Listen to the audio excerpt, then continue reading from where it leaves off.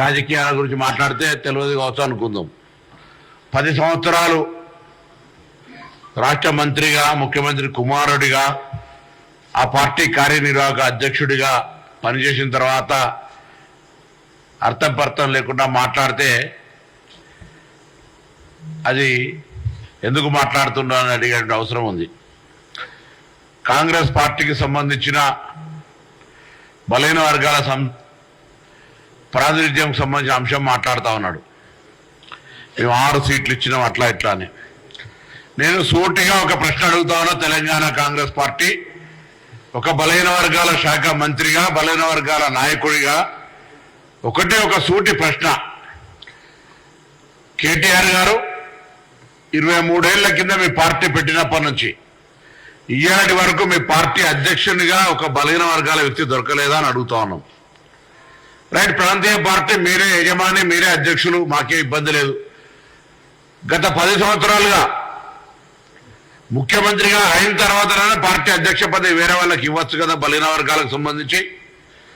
లేదా ఈ రోజు కూడా అధ్యక్ష పదవి, ప్రతిపక్ష పదవి, కార్యనిర్వాహక పదవి, శాసన మండలి అధ్యక్ష పదవి, శాసన మండలి ప్రతిపక్ష పదవి, ఇట్లా ప్రతి పదవి ఆఖరికి కార్యనిర్వాహక అధ్యక్షుడిగా మీరు ముఖ్యమైన పదవులన్నింటిలో మీరే ఉండి మీరు మాట్లాడితే దయాలు వేదాలు వాళ్ళు ఇచ్చినట్టు కాకపోతే ఇంకేమైనా ఉందా అని అడుగుతాను. ఇలా నిజంగా మీరు బలహీన వర్గాలకు న్యాయం చేయదలుచుకుంటే, నిజంగా మీరు బలహీన వర్గాల మీద ప్రేమ చూపెట్టదలుచుకుంటే మీ పదవులలో ముందు ఏదైనా ఎన్నికల ముందు వరకు నియండి బీసీలకు.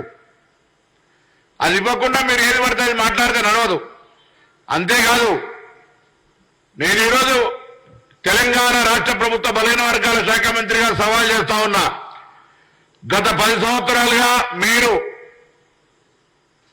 బలహీన వర్గాల పేరు మీద ఇచ్చిన నిధులు, ఖర్చు చేసిన నిధులు, బలహీన వర్గాల సంక్షేమంగా మీరు ఏం చేసిరో బహిరంగ చర్చకు సిద్ధమా అని అడుగుతా ఉన్నా. ఈరోజు మేము అధికారంలోకి రాగానే మా నాయకుడు రాహుల్ గాంధీ గారు చెప్పినట్టుగా మేమెంతో మాకెంత అన్నట్టుగా శాసనసభ వేదికగా కుల గణన సర్వేకు తీర్మానం చేసినాం, జీవో ఇచ్చినాం, 150 కోట్ల విడుదల చేసినాం. ప్రక్రియ నడుస్తూ ఉంది.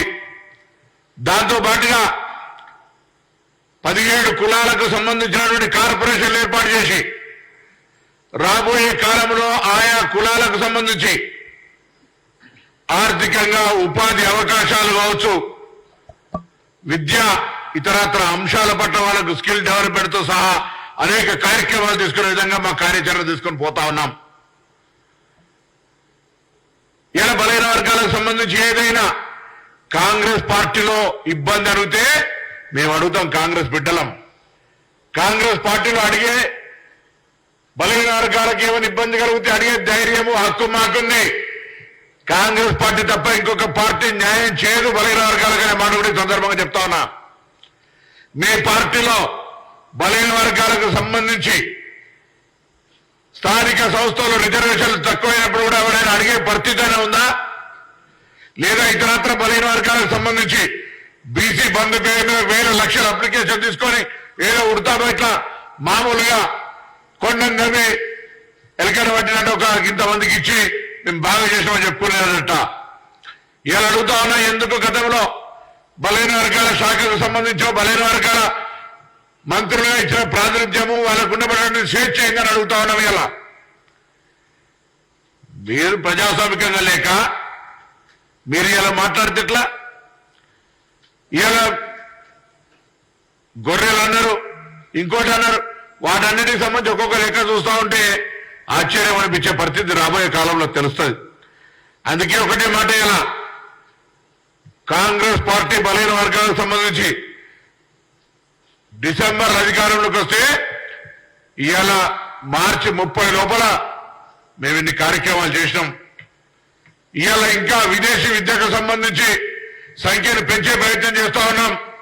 ఇంకా ఇతరత్ర ఉపాధి అవకాశాలతో పాటుగా మారుతున్న కాలానికి అనుగుణంగా కుల వృత్తులలో సాంకేతికత్వాన్ని తీసుకొచ్చి అటు విద్యకు ఇటు ఉపాధికి దూరమైన ఉద్యోగాలు లేనటువంటి వాళ్ళందరినీ కూడా ఆయా రంగాల్లో శిక్షణ ఇచ్చి వాళ్ళందరూ కూడా ఉపాధి కల్పించాలని ఆలోచనతో పోతా ఉన్నాం.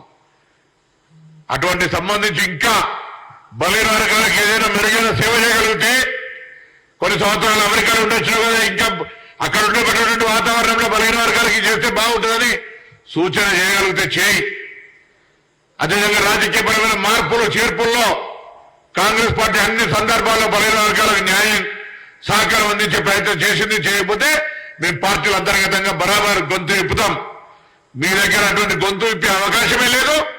మీరు పార్టీలో న్యాయం చేసింది లేదు. 23 సంవత్సరాల చరిత్రలో ఏ ముఖ్యమైన పదవి మీరు బలహీన వర్గాలకు ఇచ్చిందే లేదు. ఉన్న రోజులు బయటికి పంపుకోవడం తప్ప. ఇక భారతీయ జనతా పార్టీకి సంబంధించి నేను అడుగుతాను, ఇలా బలహీన వర్గాలకు సంబంధించిన అధ్యక్షులు తీసేసి, ఇది సందర్భం కాదు కావచ్చు కానీ వాళ్ళు కూడా బలహీన వర్గాల ముఖ్యమంత్రి అన్నారు. ప్రతిపక్ష నాయకుడు కూడా బలహీన వర్గాలకు ఇయ్యలే. దాని తర్వాత బలహీన వర్గాలకు సంబంధించిన అధ్యక్షులు తీసేసారు. ఎన్నికల కంటే ముందే ఒకవైపు బలహీన వర్గాల సీమ పెడితే ఉన్న బీజేపీ అధ్యక్షుడు తీసేశారు. కారణం ఏంటి అంటే కిషన్ రెడ్డి వర్గంగా చెప్తుంది ఆయన అవినీతికి పాల్పడ్డాడని. బండి సంజయ్ వర్గం చెప్తుంది ఆయన కేసీఆర్ గారు నియామకం చేశారు కిషన్ రెడ్డి గారు అంటారు. అది మాకు అవసరం లేదు, మీ ఇష్టం మీరు ఏమైనా చేసుకోండి. కానీ బలహీన వర్గాలకు ఏదైనా జరగాలంటే బలహీన వర్గాల వారికి సంబంధించిన విషయం లోపల ఏదైనా ఇబ్బంది ఉంటే కాంగ్రెస్ పార్టీ ద్వారా పరిష్కారం చేస్తాం. నేను తెలంగాణ రాష్ట్రంలో ఉన్నటువంటి అన్ని బలహీన వర్గాల కులాల నాయకత్వాల్ని రాజకీయాలకు అతీతంగా రండి, మీ కుల పరంగా చేస్తే మీ కులాలకి కింద ఉన్నటువంటి యువతకు న్యాయం జరుగుతుందంటే ఆ పని చేయడానికి మా శాఖ, నేను, మా ప్రభుత్వం, మా ముఖ్యమంత్రి రేవంత్ రెడ్డి గారు, మా మంత్రివర్గం అంతా కూడా సిద్ధంగా ఉంది అనే మాట ఈ సందర్భంగా యావత్ తెలంగాణ రాష్ట్ర బీసీ వర్గాలకు చెప్తా ఉన్నాం. ఇలా రైట్, రాజకీయంగా వాటా, రాజకీయంగా భవిష్యత్తులో ఇంకా ఎదగాలనేటువంటి తపన కోసం అటువంటి వాళ్ళందరూ కూడా అండగా ఉండడానికి ఒక రాజకీయ నాయకుడుగా, సీనియర్ కాంగ్రెస్ పార్టీ నాయకుడుగా ఉంటాననే మాట కూడా ఈ సందర్భంగా తెలియజేస్తూ, మాకు సంబంధించి నీతులు చెప్పే ముందు దయ్యాలు వేదాలు వాళ్ళు ఇచ్చినట్టు కాకుండా కేటీఆర్ గారు మీ పార్టీలో మార్పులు, ఎట్లా అధికారంలో మంత్రులు కాదు మీరు, ఉన్న పార్టీ పదవులన్నా కనీసం బలహీన వర్గాలకు న్యాయం చేసి మమ్మల్ని అడగడానికి సాహసం చేయమని సందర్భంగా కోరుతా ఉన్నాం.